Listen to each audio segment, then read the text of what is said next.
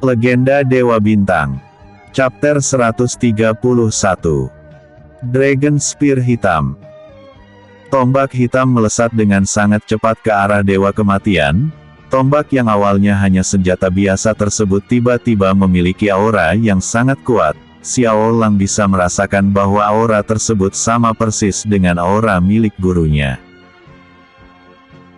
Dewa Kematian mencoba menghentikan tombak tersebut dengan menciptakan bola api dari mulutnya dan kemudian menembakkan bola api tersebut ke arah tombak yang sedang melesat ke arahnya. Namun sayangnya bola api tersebut sama sekali tidak bisa menghentikan tombak hitam itu dan akhirnya tombak tersebut menancap tepat di inti kristal milik Dewa Kematian. Hahaha. Tidak mungkin aku bisa kalah dari seorang manusia sepertimu, kata Dewa Kematian. Meskipun tidak mengakui tapi itulah kenyataannya, tubuh Dewa Kematian perlahan-lahan menghilang bersamaan dengan hancurnya inti kristal yang ada di dahinya. Di kedimana Xiao Lang, aura Dewa Kematian yang sebelumnya sangat ganas perlahan-lahan mulai menjadi tenang. Hal tersebut membuat Luoli dan yang lainnya merasa sangat senang sebab mereka tahu bahwa Xiao Lang telah berhasil mengalahkan Dewa Kematian. Tidak hanya mereka saja, bahkan pria tua yang mengawasi Xiao Lang dari balik awan juga ikut merasa senang. Dia benar-benar bangga dengan Xiao Lang yang tidak hanya berhasil menundukkan jiwa gelapnya bahkanlah juga berhasil mengalahkan Dewa Kematian. Pemuda yang sangat hebat. Aku yakin dengan kekuatanmu yang luar biasa, kau akan bisa membawa perubahan besar bagi alam semesta ini, kata pria tersebut kemudian lenyap bagaikan dibawa oleh angin. Setelah mengalahkan Dewa Kematian, Xiao Lang akhirnya bisa bernafas dengan lega karena mulai sekarang aura Dewa Kematian yang ada di dalam tubuhnya benar-benar telah menjadi miliknya. Tidak hanya itu saja, lah bahkan merasakan bahwa kekuatannya perlahan-lahan mulai bertambah. Akhirnya selesai juga, ucap Xiao Lang lega. Xiao Lang kemudian terbang perlahan menghampiri tombak hitam pemberian gurunya tersebut. Ketika Xiao Lang memegang tombak tersebut, Tang Xilin tiba-tiba muncul di hadapan Xiao Lang. Guru, ucap Xiao Lang memberi hormat. Langer, meskipun tombak ini tidak memiliki jiwa seperti Dragon Spear, tapi tombak ini guru buat khusus untukmu. Meskipun kekuatannya tidak sebanding dengan Dragon Spear tapi senjata apapun juga tidak akan bisa menghancurkan tombak ini dengan mudah. Aku tahu bahwa jalan yang akan kau lalui sangatlah sulit. Oleh karena itu, guru menciptakan tombak ini agar bisa menggantikan guru untuk menemani perjalananmu, ucap Tang Xilin. Terima kasih guru, aku berjanji akan menjaga tombak ini dengan baik, jawab Xiao Lang. Jadilah lebih kuat lagi, karena mulai sekarang akan banyak musuh yang sangat menginginkan kematianmu. Dan ingat meskipun kau berhasil mengalahkan Dewa Kematian, tapi bawahannya masih sangat banyak, tentu mereka semua akan balas dendam atas kematian tuan mereka, kata Tang Xilin. Tentu saja guru. Nasihat darimu akan selalu murid ingat dengan baik, jawab Xiao Lang. Bagus, sekarang sudah saatnya guru pergi, ucap Tang Xilin kemudian menghilang. Terima kasih karena telah menjadikan aku sebagai muridmu, guru, gumam Xiao Lang.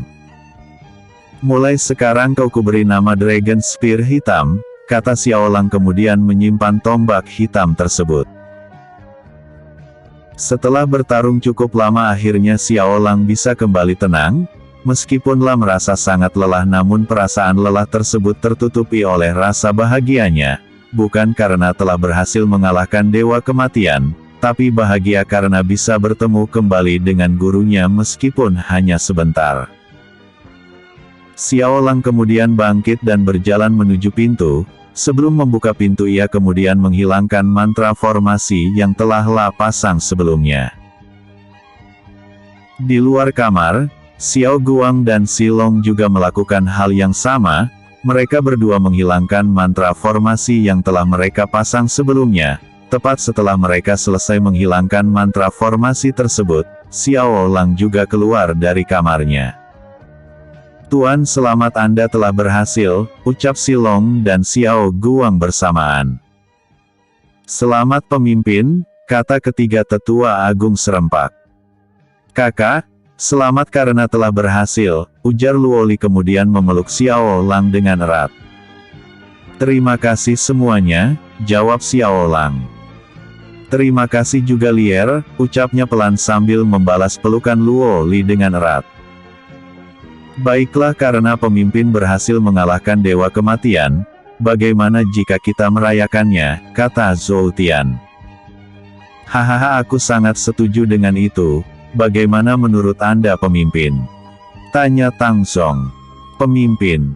Sepertinya dia tertidur," jawab Luoli pelan. "Tuan pasti sangat kelelahan. Bagaimana jika nanti malam saja kita rayakan kemenangan Tuan?" kata Silong memberi saran.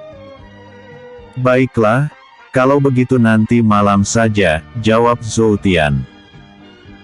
Xiao Guang kemudian membantu Luoli membawa Xiao Lang ke dalam kamar. Setelah itu ia membiarkan Xiao Lang beristirahat dengan ditemani oleh Luoli. Setelah itu mereka berlima meninggalkan kediaman tersebut karena tidak ingin mengganggu Xiao Lang yang sedang istirahat. Malam harinya, mereka semua kemudian berkumpul lagi di kediaman pemimpin sekte. Seperti rencana merek sebelumnya, sekarang mereka semua merayakan kemenangan Xiao Lang dengan makan bersama dan juga minum arak. Namun karena Xiao Lang belum pernah minum arak sebelumnya, akhirnya hanya 3 tetua bersama Silong dan Xiao Guang yang minum arak tersebut. Walaupun sebenarnya Xiao Lang sangat ingin mencoba bagaimana rasa arak, namun baru sajalah ingin menyentuh gelasnya ia sudah merasakan bahwa ada tatapan tajam serta hawa membunuh yang cukup kuat datang dari Luoli. Pada akhirnya Xiao Lang hanya menikmati makanan dan minuman yang disediakan oleh Luoli, sementara 3 tetua dan kedua bawahannya setelah makan mereka menikmati arak yang dibawa oleh Tang Song. Setelah selesai makan bersama, mereka kemudian melanjutkannya dengan berbincang-bincang sampai larut malam, dan akhirnya percakapan mereka terhenti sebab Xiao Lang berpamitan untuk membawa Luoli yang sudah ketiduran. Di dalam kamar, Xiao Lang merebahkan tubuh Luoli di atas tempat tidur lalu menyelimuti tubuhnya. Ketika hendak beranjak dari sana langkahnya tiba-tiba terhenti sebab memandang wajah tenang kekasihnya yang sedang tertidur lelap. Xiao Lang kemudian membelai pipinya yang halus lalu setelah itu Xiao Lang mengecup keningnya. Xiao Lang tersenyum lembut dan berniat ingin mengecup bibirnya, namun lah menghentikan niatnya tersebut dan langsung merebahkan tubuhnya di samping Luoli. "Sebaiknya aku mempercepat pernikahan kami," gumam Xiao Lang kemudian memejamkan matanya. Di suatu tempat yang disebut sebagai alam kegelapan, 3 orang pria nampak tengah memikirkan sesuatu dengan wajah yang sangat cemas. Kecemasan tersebut terjadi ketika mereka merasakan telah kehilangan aura keberadaan Dewa Kematian. Ketiganya tidak lain adalah pengikut Dewa Kematian dan tentu saja mereka akan merasa cemas ketika mereka merasakan hawa keberadaan Tuan mereka lenyap begitu saja. Akan tetapi mereka bertiga masih belum mengetahui apa penyebab aura keberadaan Tuan mereka lenyap begitu saja. "Aku akan ke dunia manusia untuk menyelidiki masalah ini, sebab menurut informasi, Tuan terakhir kali berada di dunia manusia," ucap salah satu dari mereka. Chapter 132. Waktunya membuat kekacauan. Di kota awan biru, Dao Fang yang sedang memata-matai Raja Kota mencoba untuk menggali informasi dari kedai ataupun restoran di kota tersebut. Saat ini Dao Fang sedang berada di sebuah kedai makan yang cukup besar di kota itu. Sambil memakan makanannya Dao Fang menajamkan pendengarannya. Setelah beberapa menit di sana Dao Fang tidak menemukan informasi apapun mengenai Raja Kota. Lalu saat dia hendak pergi datang beberapa prajurit bersama seorang pria berjubah hitam dengan aura kegelapan yang sangat kuat. Dao Fang yang semula ingin pergi langsung mengurungkan niatnya. Ia kemudian pindah ke meja lain agar bisa lebih dekat dan bisa mendengar dengan jelas apa yang mereka katakan. Tidak lupa Dao Fang juga memesan makanan serta minuman lagi, agar kegiatannya tidak mendatangkan kecurigaan. "Tuan, terima kasih telah mau datang ke kota ini. Raja kota pasti akan sangat senang dengan kedatangan Anda," kata salah satu prajurit. "Tidak masalah. Kedatanganku kali ini juga karena pemimpin kami sangat tertarik dengan kerjasama yang ditawarkan oleh Yang Mulia Raja Wang Chun," jawab pria berjubah hitam itu. "Tapi Tuan, apakah Tuan tahu bahwa di sekte tersebut ada 3 kultivator yang sangat kuat?" ujar prajurit lainnya. "Cih, memangnya apa hebatnya mereka bertiga? Aku sendirian saja juga pasti bisa mengalahkan mereka," ucap pria tersebut dengan sombongnya. Tidak jauh dari tempat mereka bicara, Dao Fang mencoba untuk tidak tertawa lepas karena mendengar ucapan pria tersebut. Padahal tingkat kekuatannya hanya sebatas tahap expert tingkat awal tapi sudah sombong seperti di atas awan. "Teruslah menyombongkan diri, ketika kita bertemu di medan perang nanti, kau akan tahu betapa kuatnya para pengikut master," gumam Dao Fang. Dao Fang kemudian mencoba untuk tetap tenang agar tidak tertawa lagi. Setelah itu dia kembali menajamkan pendengarannya untuk mendengar apa yang sedang mereka bicarakan. "Apa kalian tahu siapa pemimpin sekte Bulan Sabit?" tanya pria berjubah hitam itu. "Maaf Tuan, kami juga tidak mengetahui hal itu. Hanya saja kabarnya pemimpin sekte tersebut masih sangat muda dan anehnya lagi dia bahkan tidak punya aura kultivasi," jawab salah satu prajurit. "Apa mungkin dia menyembunyikan kultivasinya?" tanya pria itu penasaran. "Tidak Tuan, dia memang tidak punya aura kultivasi," ujar prajurit lainnya. "Heh, kalau begitu akan aku buat dia bersujud dan mencium telapak kakiku," kata pria itu dengan sombongnya. "Hahaha." Suara tawa yang sangat keras tiba-tiba pecah di ruangan tersebut, sehingga membuat semua orang yang ada di sana merasa keheranan, terlebih lagi para prajurit dan pria misterius yang ada bersama mereka. "Lancang. Apa yang kau tertawakan?" kata pria tersebut kesal. "Tidak apa-apa. Aku hanya tidak tahan mendengar pembicaraan kalian yang terlalu mengada-ada. Kau ingin membuat pemimpin sekte Bulan Sabit berlutut dan mencium telapak kakimu. Tidakkah kau sadar bahkan dewa bangsa ular saja tidak sanggup menghadapinya seorang diri, apalagi kau yang hanya seorang kultivator kegelapan," kata Dao Fang dengan santai.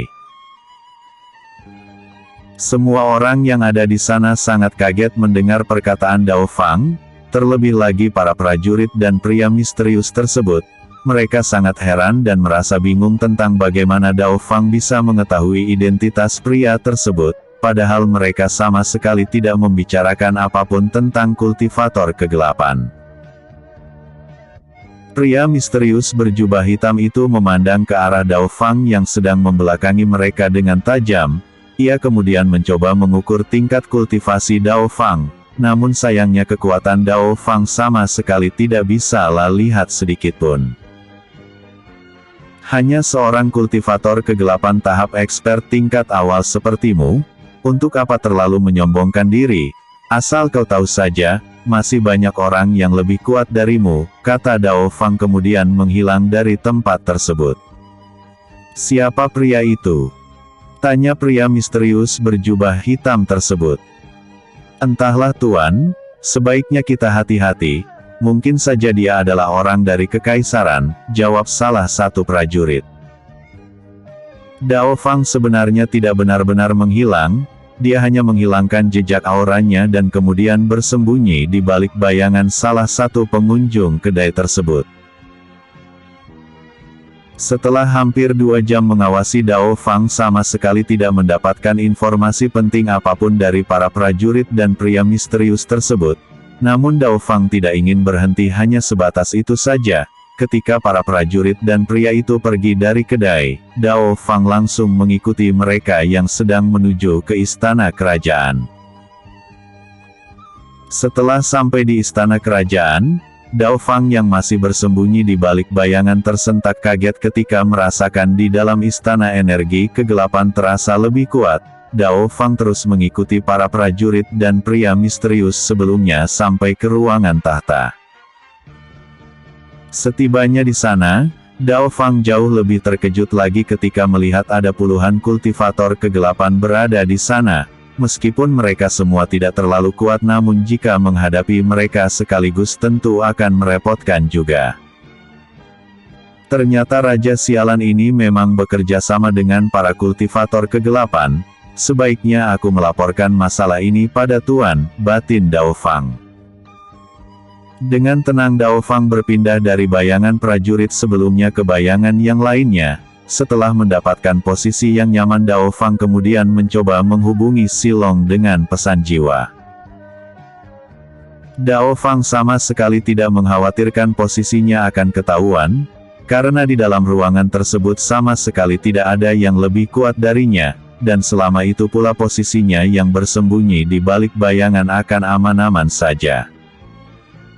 Kakak kedua ini tolong sampaikan pada Master bahwa Raja Wang Chun bersekongkol dengan kultivator kegelapan untuk menyerang sekte kita, kata Dao Fang mengirim pesan jiwa.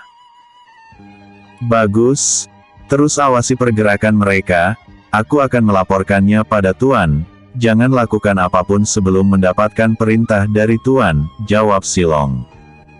Siap kakak, ujar Dao Fang. Di sekte Bulan Sabit, Silong yang telah mendapatkan kabar dari Dao Fang dengan segera menghampiri Xiao Lang untuk melaporkan semua informasi yang telah disampaikan oleh Dao Fang.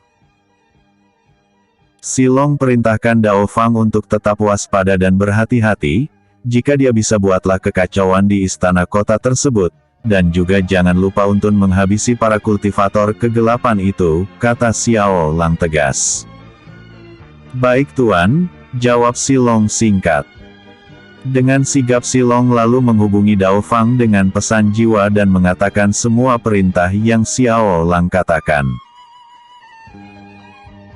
Di istana Raja Kota Awan Biru, Dao Fang yang mendapatkan perintah seperti itu dari Xiao Lang merasa sangat senang. Pasalnya sudah sejak awal dia menahan diri agar tidak membuat kekacauan karena tidak ingin melanggar perintah masternya. Akan tetapi untuk saat ini, dia bisa bertindak sesuka hatinya karena telah mendapatkan perintah langsung dari masternya. Hehehehe, waktunya membuat kekacauan, kata Dao Fang tersenyum licik. Chapter 133.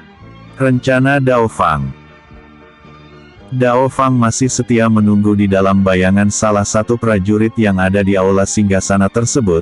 Tidak ada seorang pun yang menyadari bahwa mereka semua sedang diawasi oleh orang yang sangat mengerikan. Dao Fang masih belum melancarkan aksinya sebab dia masih ingin mendapatkan informasi yang berguna lainnya.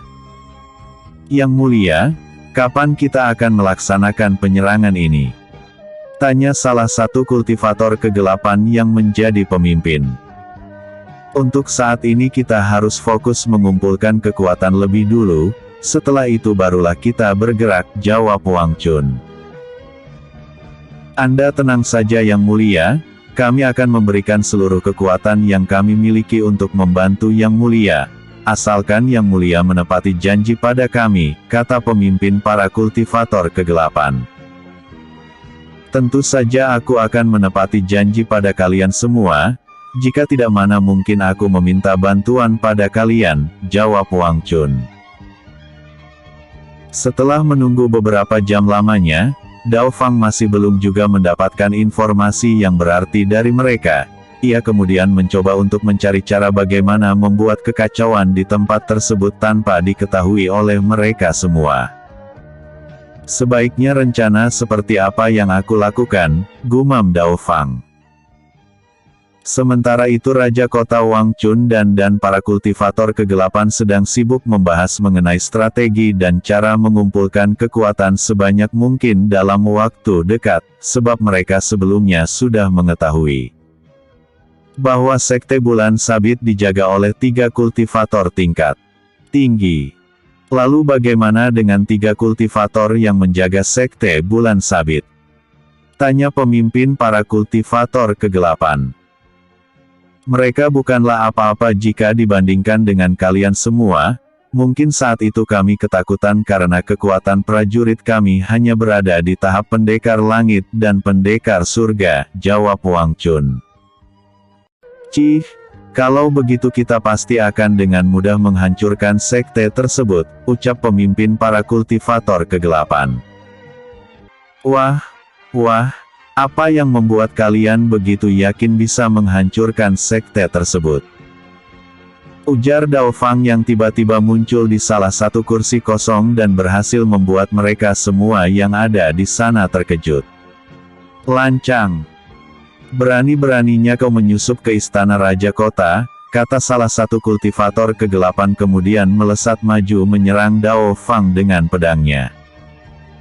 Akan tetapi pria tersebut sangat kaget ketika pedangnya sama sekali tidak mengenai Dao Fang, melainkan hanya menebas bayangan hitam yang kemudian menghilang begitu saja. Betapa naifnya dirimu yang berpikir bisa membunuhku begitu saja, asal kau tahu saja, aku bahkan bisa membunuh kalian semua yang ada di ruangan ini sekaligus, kata Dao Fang yang tiba-tiba muncul di samping Raja Kota. Semua orang yang ada di sana sangat kaget ketika melihat Dao Fang muncul di samping Raja.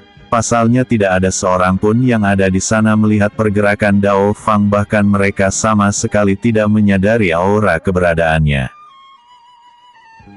Setelah itu Dao Fang kembali menghilang dan langsung muncul di samping pria yang tadi menyerangnya. Dao Fang kemudian menempelkan ujung telunjuknya di tangan pria tersebut dan seketika pria itu langsung tumbang dengan warna tubuh yang sudah berubah menjadi hijau kehitaman.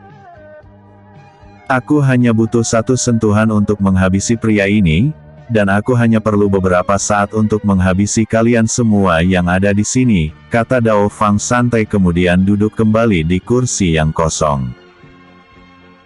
Suasana di ruangan tersebut menjadi hening dalam sekejap, tidak ada satupun yang berani berbicara ataupun beranjak dari tempat itu, sebab mereka mengetahui bahwa apa yang dikatakan oleh Dao Fang bukanlah omong kosong belaka.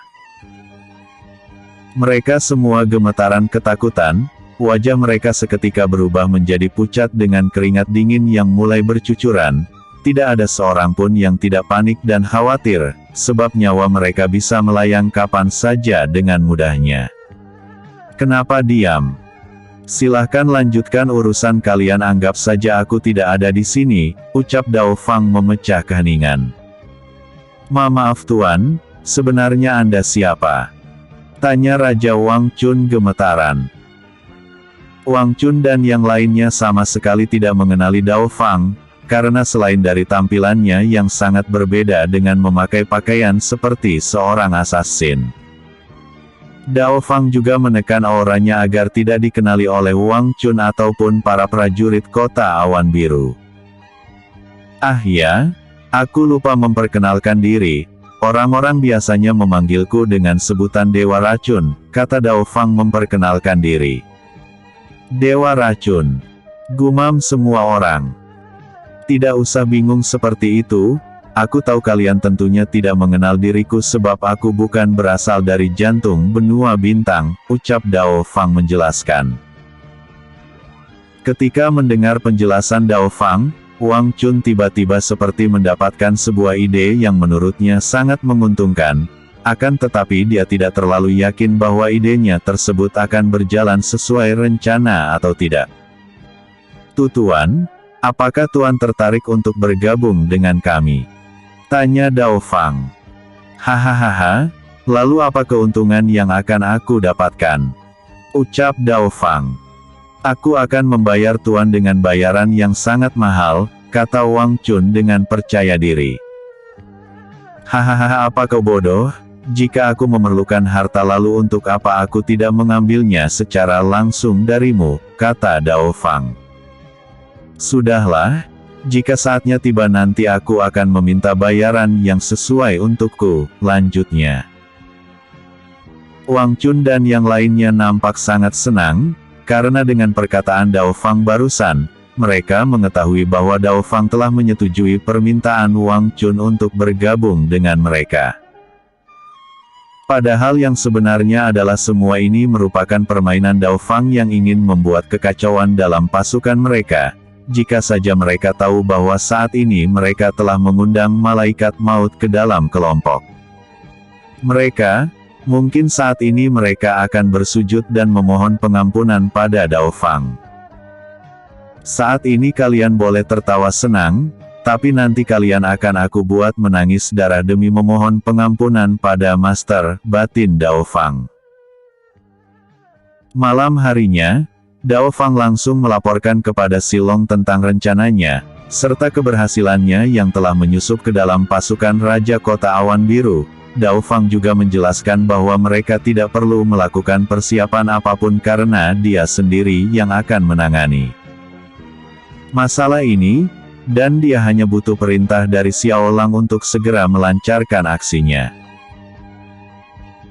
Silong merasa sangat senang mendengar laporan Dao Fang, dengan segeralah melaporkan informasi yang disampaikan oleh Dao Fang kepada Xiao Lang. Ketika mendengar informasi tersebut, Xiao Lang juga merasa sangat senang dan sangat puas dengan cara kerja Dao Fang. Katakan pada Dao Fang untuk melanjutkan perannya, dan katakan padanya untuk saat ini jangan melakukan apapun, atau membunuh siapapun dan katakan padanya untuk melaporkan segala hal yang penting kepadaku, kata Xiao Lang tegas. Baik Tuan, jawab Silong. Kakak, apa sekte kita akan diserang lagi? Tanya Luoli. Tenanglah Lier, aku sama sekali tidak akan membiarkan mereka menyentuh sekte guruku, jawab Xiao Lang tegas. Chapter 134. Selamat datang di dunia jiwa. Xiao Lang yang sedang berkultivasi di dalam kamarnya tiba-tiba dikejutkan dengan suara ketukan pintu. Dengan segera Xiao Lang langsung menghampiri pintu dan membukanya. Ketika pintu terbuka, ia sedikit terkejut karena langsung mendapatkan pelukan yang sangat erat dari seorang perempuan yang tidak lain adalah Luoli. Lier, ada apa? Tanya Xiao Lang bingung. Kakak, bagaimana jika kita jalan-jalan sambil menikmati waktu santai, jawab Luoli. Maaf Lier, tapi aku sedang sibuk latihan, setelah selesai aku pasti akan menemanimu, ucap Xiao Lang. Tapi Kak Lier, aku janji setelah aku selesai latihan aku pasti akan mengajakmu jalan-jalan, kata Xiao Lang sambil mengecup dahi Luoli. Luoli hanya bisa tersenyum lembut kepada Xiao Lang. Meskipun dia sangat ingin bersama dengan kekasihnya itu, namun ia juga mengerti bahwa saat ini Xiao Lang memang sedang sibuk latihan, dan dengan berat hati Luoli meninggalkan Xiao Lang sendirian. Hah, sepertinya aku harus bisa menguasai cara membuka celah dimensi secepatnya, gumam Xiao Lang kemudian melanjutkan latihannya. Alasan Xiao Lang menolak ajakan Luoli adalah karena saat ini dia sedang berusaha untuk membuka celah dimensi untuk menuju ke dunia jiwanya, karena dengan begitu dia bisa memasukkan apa saja ke dalam dunia jiwanya, termasuk manusia sekalipun.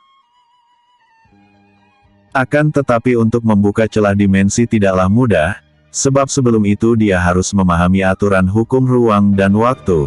Namun lain halnya jika Xiao Lang menguasai kekuatan hampa seperti Shen Liu yang dengan mudahnya membuka pintu dimensi bahkan bisa menghentikan waktu kapan saja ia mau. Dan sebenarnya kekuatan hampa sudah mengalir dalam diri Xiao Lang, hanya saja untuk saat ini kekuatannya masih belum cukup untuk menahan kekuatan hampa. Sebab kekuatan hampa adalah salah satu kekuatan terkuat setelah energi bintang, dan juga dengan kekuatan tersebutlah Shen Liu berhasil menundukkan Xiao Guang. Beberapa hari kembali berlalu dengan sangat cepat, Xiao Lang masih saja berusaha untuk membuka celah dimensi menuju ke dunia jiwanya. Memang sangat sulit tapi perlahan-lahan di hadapan Xiao Lang mulai muncul sebuah retakan kecil yang kemudian menjadi semakin besar. Sial, membuka celah dimensi ternyata tidak semudah yang aku kira. dan energi yang dibutuhkan juga sangat banyak, gumam Xiaolang. Keringat mulai bercucuran di wajahnya, energi yang ada di dalam dirinya bisa ia rasakan seperti tersedot keluar dengan sangat cepat. Meskipun begitu Xiaolang masih belum ingin menyerah, dia tetap berusaha keras agar berhasil menciptakan celah dimensi untuk menuju ke dunia jiwanya. Ayolah, sedikit lagi, kata Xiaolang sambil terus berusaha untuk membuka lebih besar lagi celah dimensi yang ada di hadapannya. BBOOMMMMM.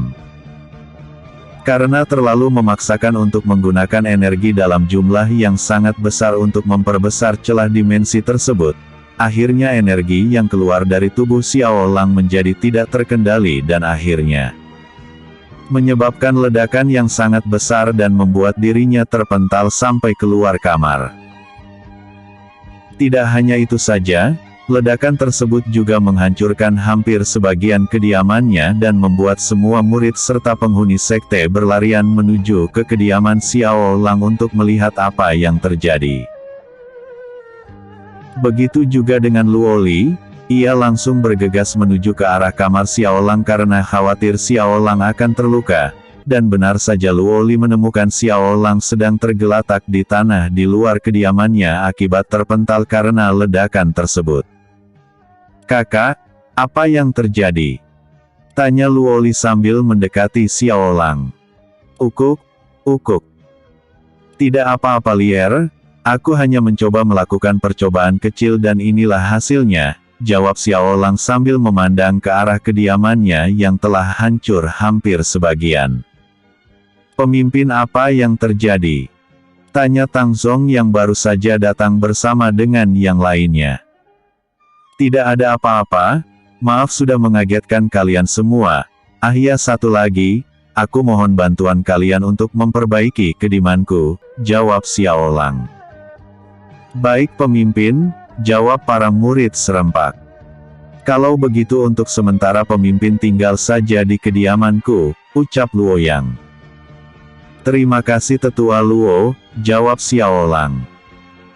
Luoli kemudian membantu Xiaolang untuk berdiri dan langsung pergi menuju ke kediaman ayahnya, sementara para murid mulai bergotong royong untuk membenahi kekacauan yang terjadi. Malam harinya, di kediaman tetua agung Luoyang, Xiaolang dan yang lainnya sedang berkumpul bersama sambil menikmati makan malam yang disediakan oleh Luoli. Setelah selesai makan mereka kemudian berbincang-bincang ringan mengenal permasalahan yang ada di sekte mereka. Untuk saat ini sebaiknya kita fokus pada serangan yang akan dilakukan oleh Raja Wang Chun, kata Zhou Tian memberi saran. Aku setuju dengan saran tetua Zhou, tapi sebelum itu ada satu hal yang ingin aku tunjukkan pada kalian semua, ucap Xiaolang. Selama beberapa hari ini, sebenarnya aku sedang mempelajari sesuatu dan hal itu pula lah yang menyebabkan ledakan besar yang menghancurkan hampir sebagian kediamanku. Tapi untungnya aku berhasil, lanjutnya kemudian membuka celah dimensi di hadapan mereka semua. Mereka semua sangat terkejut melihat sesuatu seperti sebuah pintu yang hanya berukuran setinggi 1 meter di hadapan mereka semua. Sementara Silong dan Xiao Guang merasa sangat senang karena mereka telah mengetahui pintu apa yang baru saja Xiaolang ciptakan tersebut. Tuan selamat Anda berhasil membuka celah dimensi, ucap Xiao Guang memberikan selamat. Apa? Ujar yang lainnya kaget. Benar sekali, ini adalah celah dimensi yang telah aku pelajari selama beberapa hari ini. Kalau begitu mari kita masuk, ajak Xiaolang. Mereka semua kemudian memasuki pintu dimensi tersebut secara bergantian. Setelah semuanya masuk mereka kembali dikejutkan dengan pemandangan yang sangat indah. Di hadapan mereka terpampang hamparan luas padang rumput yang dikelilingi oleh perbukitan dan beberapa gunung yang sangat tinggi. Tidak hanya itu saja, di sana mereka juga menemukan jutaan sumber daya baik itu berupa tanaman ataupun kristal yang mulai dari yang biasa sampai sumber daya yang sangat langka dan sangat sulit ditemukan. Ini pemandangan yang sangat menakjubkan, ucap Tang Zong membuyarkan lamunan mereka semua. Selamat datang di dunia jiwaku, kata Xiao Lang. Kakak, ini sangat indah, ujar Luoli. Tunggu sebentar, ucap Xiao Lang kemudian terbang secara perlahan. Xiao Lang menutup matanya dan kemudianlah membayangkan sebuah istana yang sangat besar dan juga sangat megah. Tanah tiba-tiba bergetar dengan sangat hebat dan beberapa saat kemudian secara ajaib muncul sebuah istana yang sangat besar dan luas sama seperti apa yang dipikirkan oleh Xiao Lang. Istana tersebut sangatlah megah. Jalannya terbuat dari batu-batu kristal hitam serta dihiasi dengan lampu-lampu yang terbuat dari kristal cahaya yang sangat indah. Ini sangat luar biasa, ucap Luoyang. Chapter 135. Memindahkan Sekte Bulan Sabit. Xiao Lang kemudian mengajak mereka semua untuk masuk ke dalam istana yang baru saja ia bangun tersebut. Sesampainya di dalam istana, mereka semua benar-benar dibuat kagum ketika melihat kemegahan bagian dalam istana tersebut. Setelah itu Xiao Lang mengajak mereka berkeliling di dalam istana, melihat seluruh bagian-bagian istana termasuk gudang penyimpanan harta yang membuat mereka merasa seperti kekayaan dunia berkumpul di gudang tersebut. Di dalam gudang penyimpanan harta tersebut terdapat puluhan gundukan kristal yang menjulang tinggi seperti gunung. Selain itu berbagai macam sumber daya langka juga ada di dalam gudang tersebut, dan yang lebih mengejutkan mereka lagi adalah terdapat banyak sekali senjata dan armor yang bahkan tidak mereka ketahui tingkatannya. Aku tidak menyangka bahwa pemimpin benar-benar orang yang sangat kaya, ucap Zhou Tian. Silong, Xiao Guang, kalian berdua sebaiknya kembali tinggal di dunia jiwa. Ketika aku membutuhkan kalian aku akan memanggil kalian, ucap Xiao Lang. Baik Tuan, ucap keduanya serempak. Xiao Guang dan Silong tentu sangat senang mendengar hal tersebut, pasalnya mereka berdua sangat nyaman dan merasa tenang jika tinggal di dunia jiwa. Selain itu mereka berdua juga bisa kembali memulihkan tenaga tanpa ada yang mengganggu. Sekarang mari kita berkeliling, ajak Xiao Lang. Mereka kemudian terbang meninggalkan istana untuk mengelilingi dunia jiwa, sementara Silong dan Xiao Guang lebih memilih untuk tetap tinggal di istana. Pemandangan yang sangat indah serta suasana yang sangat tenang membuat ketiga tetua serta Luoli merasa sangat nyaman dan lupa bahwa dunia tersebut sebenarnya hanyalah dunia ciptaan. Pemimpin, bisakah kami bertiga juga tinggal di tempat ini? Tanya Tang Zong. Sebenarnya bisa saja, tapi masalahnya jika kalian tinggal di sini, lalu siapa yang akan mengurus sekte? Tanya Xiao Lang. Hahaha benar juga, aku bahkan sampai melupakan kalau kami adalah tetua agung sekte Bulan Sabit, jawab Tang Zong. Andai saja kita bisa memindahkan sekte ke dunia ini, ujar Zhou Tian pelan. Xiao Lang tersentak kaget mendengar ucapan tetua agung Zhou Tian. Dia dalam pikirannya tiba-tiba muncul sebuah ide yang sangat gila, yaitu memindahkan sekte Bulan Sabit ke dalam dunia jiwanya. Dengan begitu dia bisa berpetualang dengan bebas tanpa harus meninggalkan sektenya. Aku rasa itu ide yang bagus, ucap Xiao Lang. Memangnya ide apa yang kakak pikirkan? Tanya Luoli. Maaf semuanya, kita harus kembali ke istana untuk membicarakan sesuatu yang sangat penting, kata Xiao Lang. Mereka sangat bingung dan penasaran dengan perkataan Xiao Lang, namun tidak ada seorang pun dari mereka yang mau bertanya kepadanya. Mereka berlima kemudian terbang kembali ke istana dengan kecepatan tinggi. Sesampainya di istana Xiao Lang langsung mengajak mereka semua menuju ke sebuah ruangan yang mana ruangan tersebut khususlah ciptakan untuk mengadakan pertemuan. Dengar, aku memiliki sebuah ide yang sangat besar setelah mendengar ucapan tetua Zhou tadi.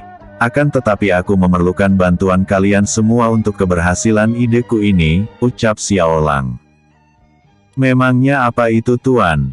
Tanya Xiao Guang. Aku ingin memindahkan sekte bulan sabit ke dunia jiwa, jawab Xiao Lang. Apa? Ujar mereka semua kaget. Aku tahu ini ide yang gila, tapi apa salahnya untuk dicoba, ucap Xiao Lang memberikan penjelasan.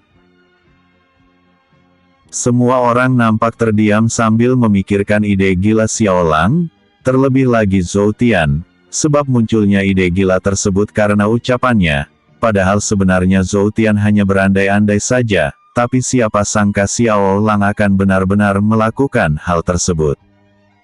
Lalu apa rencana pemimpin untuk melaksanakan rencana ini? Tanya Zhou Tian. Untuk itu, pertama-tama aku ingin tetua Zhou keluar dan memberitahukan kepada seluruh murid, lalu yang lainnya akan tetap di sini dan membantuku membuat celah dimensi yang sangat besar, jawab Xiao Lang menjelaskan. Baik pemimpin, jawab para tetua. Baik Tuan, jawab Silong dan Xiao Guang bersamaan. Xiao Lang kemudian membuka pintu dimensi untuk Zhou Tian agar bisa keluar dari dunia jiwa. Setelah keluar dari dunia jiwa, Zhou Tian bergegas menuju lonceng besar dan membunyikannya sebanyak 3 kali. Tidak butuh waktu lama dan para murid segera berkumpul di halaman utama sekte ketika mendengar suara lonceng tersebut menggema. Beberapa saat kemudian Zhou Tian muncul di hadapan mereka semua dan memberitahukan rencana Xiao Lang. Para murid dan semua anggota sekte merasa bingung dan tidak percaya dengan apa yang dikatakan oleh Zhou Tian. Menurut mereka itu adalah ide yang sangat gila dan tidak mungkin bisa dilakukan.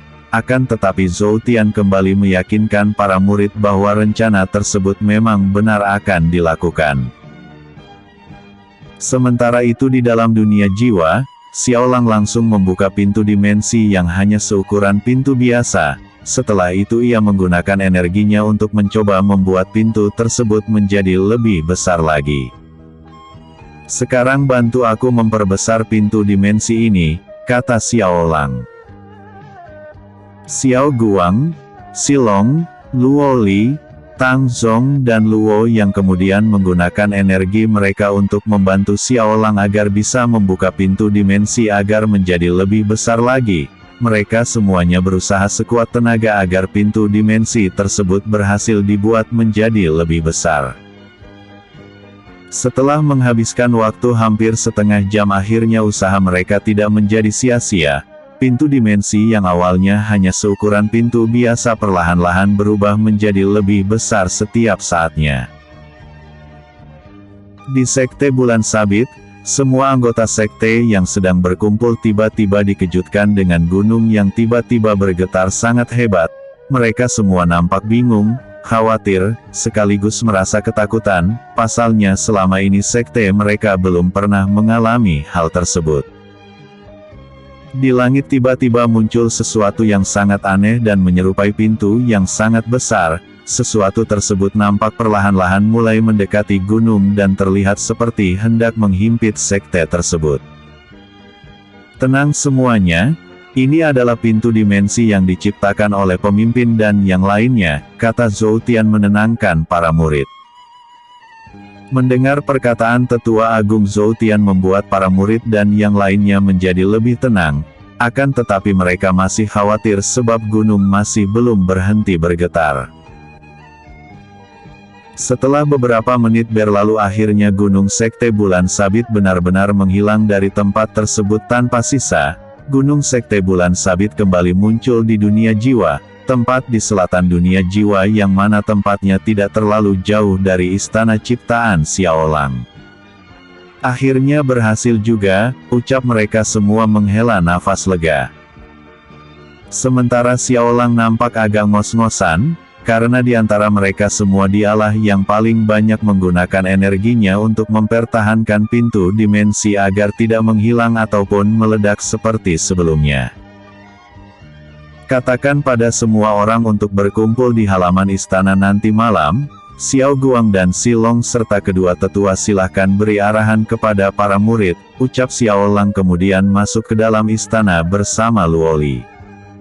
Bersambung. Chapter 136. Pasukan Bulan Sabit.